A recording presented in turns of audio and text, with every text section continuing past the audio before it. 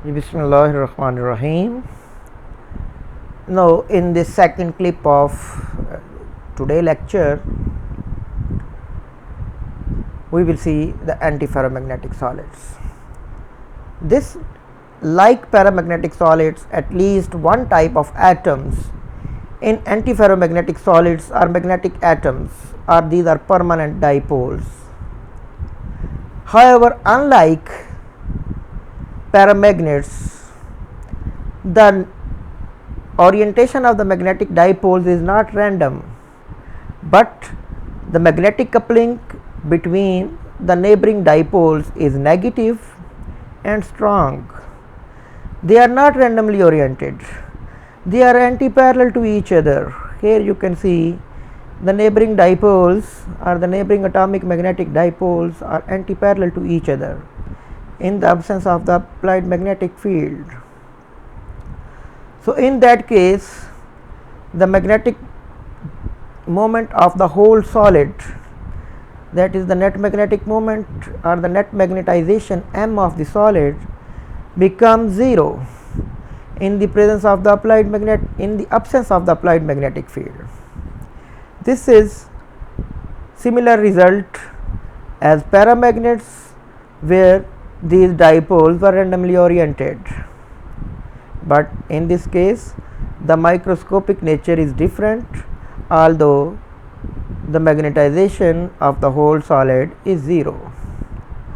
So, these situations or these conditions are different from the paramagnetic solid. When an external magnetic field is applied, or when this antiferromagnetic solid of figure 3 is placed in a magnetic field like in figure 4, here you can see these dipoles, which were antiparallel to each other, now tilt themselves along the direction of the magnetic field, and instead of the angle which was 90 degree when there was no field in this direction, this angle has now reduced to theta I, an arbitrary angle theta I, which depends upon the strength of the magnetic field. The stronger this applied magnetic field, the larger will be the rotation or the tilting of these magnetic dipoles vectors, and smaller will be this angle theta. If you carry on increasing the applied magnetic field, this theta will continue to decrease. For a sufficiently high magnetic field applied in this direction, this theta becomes 0 and all the dipoles become aligned along the direction of the applied magnetic field. However, let us take the example of a small magnetic field applied as shown in this figure. Here when you magnify these two atomic dipoles, here like in this figure, you can see an angle theta I, which depends upon the applied magnetic field. If you see this magnetic dipole vector, you can divide into two components. One component, this is the red one, which is in the direction of the applied magnetic field, and this is the blue one, which is perpendicular to the direction of the applied magnetic field. Similar is case for this lower vector. If these theta I are equal in magnitude and these dipole vectors are equal in magnitude, then their x components will be equal in magnitude and y component will be equal in magnitude, or the component along the field direction and perpendicular to the field direction are equal in magnitude. This you can see the perpendicular component of the upper vector and the perpendicular component of the lower vector being equal in magnitude and opposite in direction will cancel the effect of each other, but the component which are along the direction of the applied magnetic field, they are parallel to each other and they will add up to give a non-zero magnetization due to these two vectors. And similar is case for the next couples. Here the result is that the y component of all the magnetic dipoles will cancel the effect of each other, and the components which are along the direction of the magnetic field will add up and will give you an internal magnetization m that is not equal to 0 along the field direction. The magnetization along other direction is 0, but along the field direction this magnetization is not 0.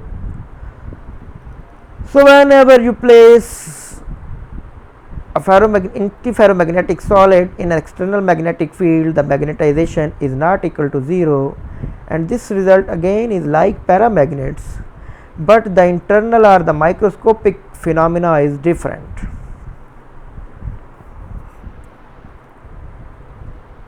The fifth thing about the antiferromagnetic solids is again the antiferromagnetic susceptibility is not equal to 0. It is smaller than the ferromagnetic solids but larger than the paramagnetic solids. We will see ferromagnetic solids in the next clip. Number 6, the magnetization M and the antiferromagnetic susceptibility, unlike paramagnets, increases with the increase in temperature. In paramagnets, we saw that the temperature coefficient of the susceptibility was negative, but here the temperature coefficient of the susceptibility for the antiferromagnetic solid is positive. Why is this difference? Let us see the paramagnetic first and then we will see the antiferromagnets. Here you can see this is the applied magnetic field. If you increase the temperature or the thermal energy of these magnetic dipoles will add to the randomization energy of these dipoles, or any increase in temperature will cause these dipoles to become more and more random. So in that case the magnetization of the solid will become smaller, or in other words, if the thermal energy of these dipoles is higher, you will require higher applied magnetic field to make these magnetic dipoles aligned in the direction of the magnetic field. However, in case of antiferromagnetic solids, there is an antiferromagnetic coupling between the two dipoles, and this antiferromagnetic coupling or negative coupling hinders the rotation of these dipoles in the direction of the applied field. So whenever you increase the temperature, this magnetic coupling becomes weaker, this negative couplings become weaker, and the rotation of the dipoles become easier, and the magnetization M and the susceptibility increases. So that is why the antiferromagnetic solids have a positive temperature coefficient of the susceptibility, in opposite or different from the paramagnetic solids.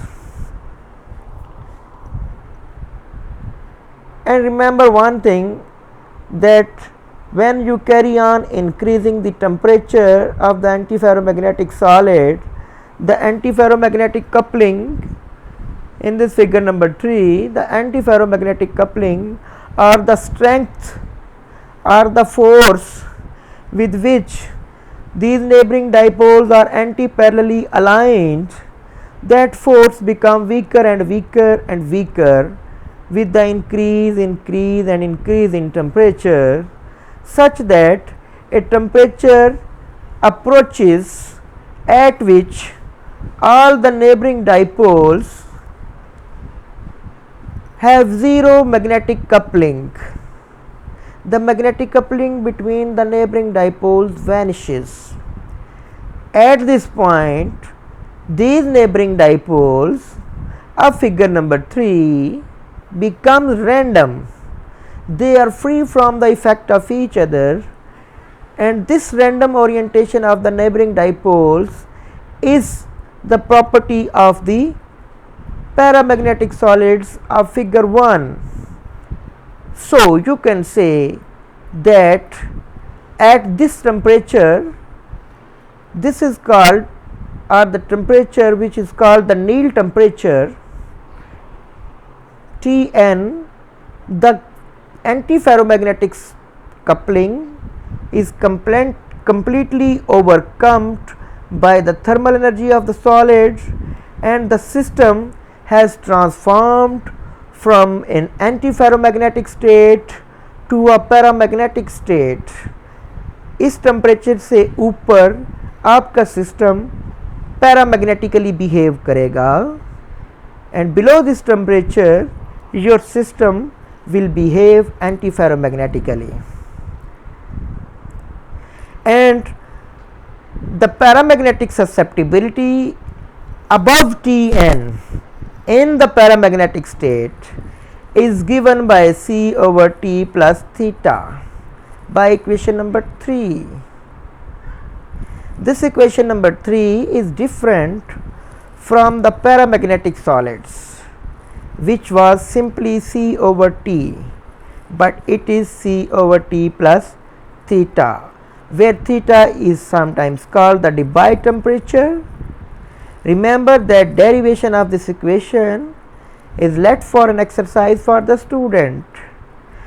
This derivation, like derivation number 2 and derivation number 1, falls within the scope of this course, and it is not excluded. You people have to derive this equation by taking help from the recommended books.